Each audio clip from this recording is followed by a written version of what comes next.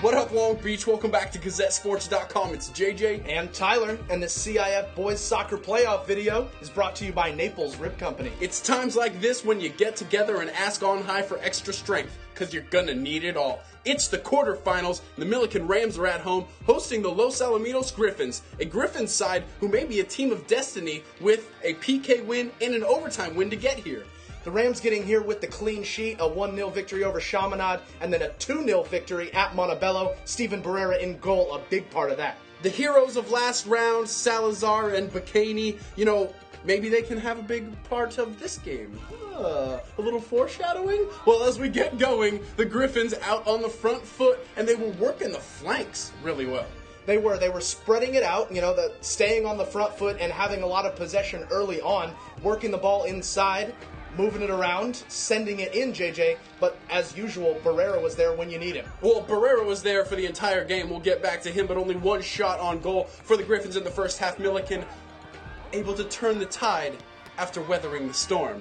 And it comes off the bench. Mooney Chan up the middle as Connor Johnson finds Luis Cervantes. No shot there, but they're definitely getting something going. And then a big late stand from the defense. Fernando Gonzalez right here cutting off this attack. That is a great job in defending. Those two really keep Millikan in it in front of a great crowd here at Millikan. Yeah, proximity definitely has part of that. But, as you said, great crowd, including the Millikan girls soccer side.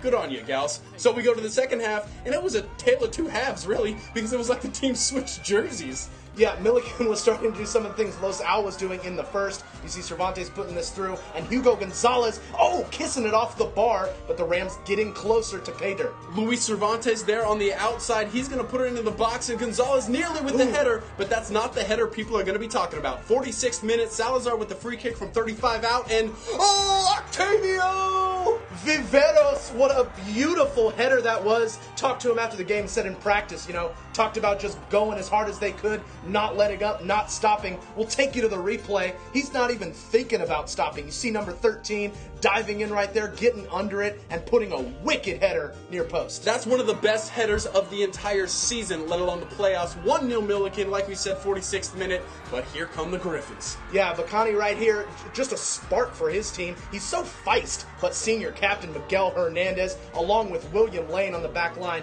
they say a veneno. Oh, indeed they did again and again and again. That dual sweeper system that they've got working in the back is working perfectly, stopping this Smurf attack. But then, is this a handball, ladies and gentlemen? I mean, you make the call. Look at the replay. I mean, you see he keeps his arm tight to the body. They're so close. The strike with such ferocity. No way that was intentional. No handball. That's the right call. You got to agree with that. Barrera rarely challenged in this game. I told you we'd get back to him. But when he was challenged, he was on it. I believe I can fly.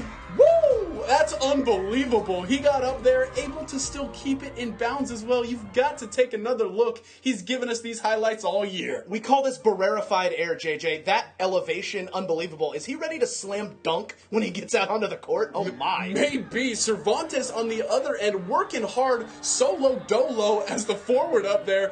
Coach Rod Pekovic said afterwards, he may have run 100 miles in this game, and especially in the second half. I mean, Cervantes, 100 miles and running on a little bit of a break here. Look at the composure around the keeper. Oh, that's some insurance for Cervantes. 2-0 Rams. So beautiful right there to finally earn that one. The Rams fans love it. It is yet another nil victory for the Rams. 2-0 this time over Los Alamitos. You gotta love that Octavio gets the goal, and you gotta love that Barrera gets another clean sheet.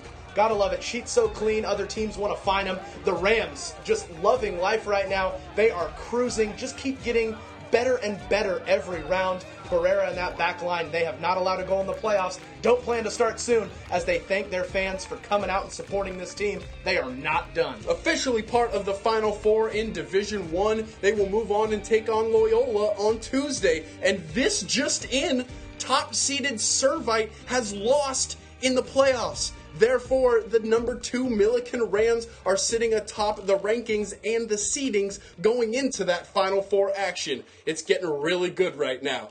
It's always been really good, and it's always been right here, because this is GazetteSports.com, and we are Long Beach Sports.